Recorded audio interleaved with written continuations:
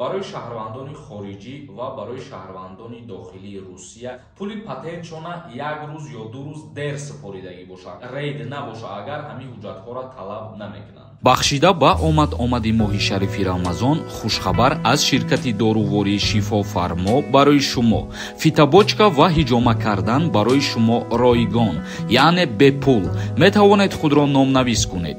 Инчунин доруҳо бо нархи арзон барои зиёд кардани риш ва мӯи сар, доруҳо барои сангу намаки гурдаро нест кардан ва нест кардани простатит. Ба рақамҳои рӯи экран дар тамос бошед. Ассалому алайкум ва ҳама тамошобинони барномаҳои Сорбон Сафаров. Умедвор ҳастам ки якояки шумо тансиҳат ва хонаобод ҳастед.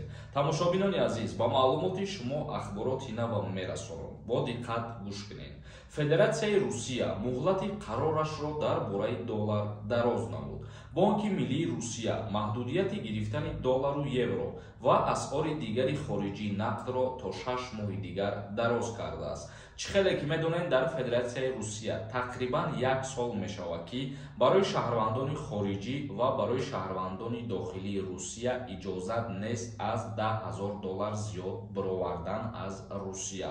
Ва инчунин дар Федератсияи Русия шаҳрвандони хориҷӣ ва шаҳрвандони дохилӣ имкон надоранд ки аз банкҳо аз $10,000 зиёд ба даст биёранд. Дар Русия садҳо ҳазор муҳоҷири тоҷик кору тиҷорат мекунанд.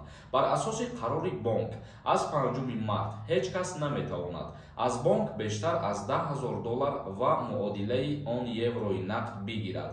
Аз ин агар миқдор бештар мехоҳанд, пас онро бо рубли русӣ ва бо қурби таъингардидаи Бонки Миллии Русия медиҳанд. Бар асоси қарори нави бонк маҳдудияти додани асъори нақд то рӯзи 9 сентябри имсол давом мекунад.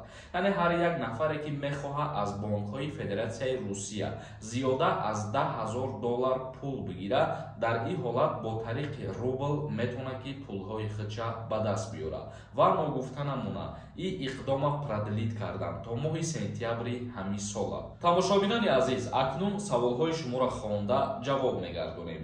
Дар ҳаминҷа ба ҳамаи шумо як чиза тавсия метиҳам. Агар нафарҳое ки мехоҳанд проверка кунанд ки депортатсияшон аз кадом шаҳра, ё нафарҳое мехоҳанд проверка кунанд ки въездошон кушода ё ин ки маҳкам, ё агар нафарҳое ки дар Федератсияи Русия пули патентшона як рӯз ё ду рӯз дер супоридагӣ бошанд, бихоҳанд проверка кунанд ки патентошон сӯхтагӣ ҳаст ё ин ки не, рақамҳое ки дар рӯи экран ҳаст дар ватсапаш бинависонед. ҷавоби аниқша ба шумо мегардонад. 100% гарантияш қатъӣ одами худ монад ва бо нархи арзон проверка мекунад. Сироҷиддин Сафаров нависонда: ба пеш акаи Сорбон, пешравитонам мехоҳам, зиндаву саломат бошед ҳама вақт.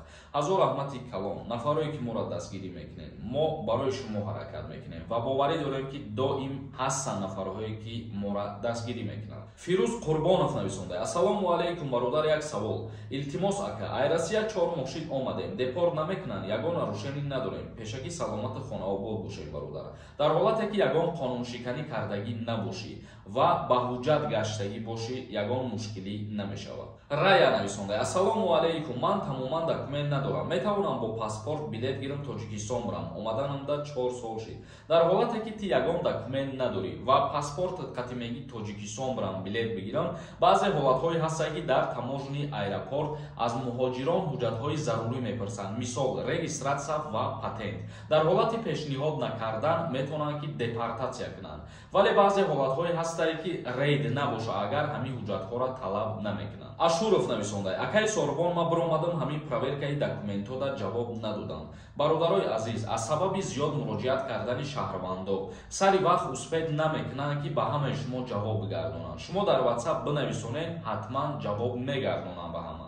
Султонов нависонда: салом акаи Сорбон, созен хубен, ма як бор ба шумо навишта будам дар комментария ки ма дар шаҳри Калининград, ма ба шаҳри Питеравам, регистратсия ма хати патенти мара продлит мекунанд ё ин ки не. Дар ҳолате ки ту дар Калинингради ва ба Питер сафар кардан мехоҳӣ, мерай дар уҷа регистратсия ва патенти хита айсари нав мегирӣ. Мисол мегирем, агар аз Калининград ба Питер ҳамчун меҳмон брай 2 рӯз 3 рӯз бести ба ҳамун регистратсия метавонӣ гашта, вале ба мақсади кор кардан истодан боша, бояд ҳуҷҷатҳои ту аз Питер бошанд. Мансур нависонда: бародарои ягон нафари шумо барои регистратсия кардан шинос доред? Мутаассифона надорем ин услугара ва барои регистратсия кардан ба шумо тавсия метиҳем ки ба ҳар касе ки регистратсия мекунед бо эҳтиёт бошед. Аввал проверка кунед ки регистратсияҳои фалшивӣ тайёр накунанд. Юсуф нависонда: ассалому алайкум, ака дар ҳамин Тоҷикистон мешава, ба аснаванаи падарам дар гражданини Россия спорум, адресошам мегуфтед. Дар назар дорӣ ки мисол Россия нарафтат гражданини Россия бошад намешавад. Хеле барои гражданство споридан ҳуҷҷатҳоро пешниҳод кардан ба Федератсияи Русия сафар мекунед. Алиев нависонда: ассалому алайкум бародарам, пешакӣ раҳмат.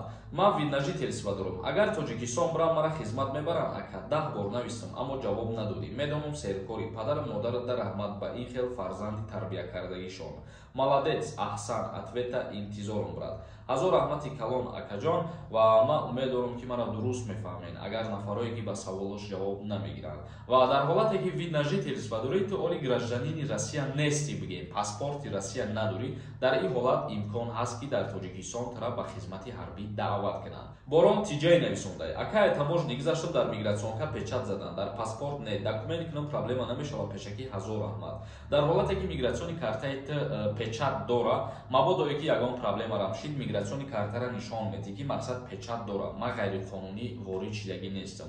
Вале аз рӯи қонунгузории Федератсияи Русия бигирем, вақте ки паспорт печат надорад, дар ҳолати ворид шидан аллакай ғайриқонунӣ убур кардан ва ворид шидан ба қаламрави Русия мебошад. Як каси дигар нависонда: ассалому алайкум додарҷон, ман 3 сол шуд бе документам, ягон штраф надорам, паспорт ма санҷидам, тоза биромад. Метавонам граница бирам, биём, регистратсия кунам, илтимос ҷавоб тедодар. Дар ҳолате ки 3 сол шуд бе документи ва штраф надорӣ, фаҳмидӣ, мисол баъзара проверка кардӣ ки тоза биромадаги, иҷа як гапай. Дар таможни гузаштан айта ҳуҷҷат ки пирсан, ҳуҷҷат надошта бошӣ, баъд метавонанд ки проблемат кунанд бародар. Як каси дигар нависонда: салом, акаи сорбон одами судшида боша, хизмат мебаранд. Нафарое ки доғи судӣ доранд ба хизмати ҳарбӣ даъват намешаванд. Муҳаммад нависонда: одамое ки депорт шиданд, ҳамин Москвадан нарафтанд, мисол ёдам дахл дорад, авф ба киҳо дахл дорад, ба киҳо не, ҳозир дар ин мавзӯъ ҳичи гуфтан намешавад. Сафар нависонда: ака баъди сроки патент чанд қадари дигар вақт дорӣ ки патент спорӣ, ё ки як рӯз гузара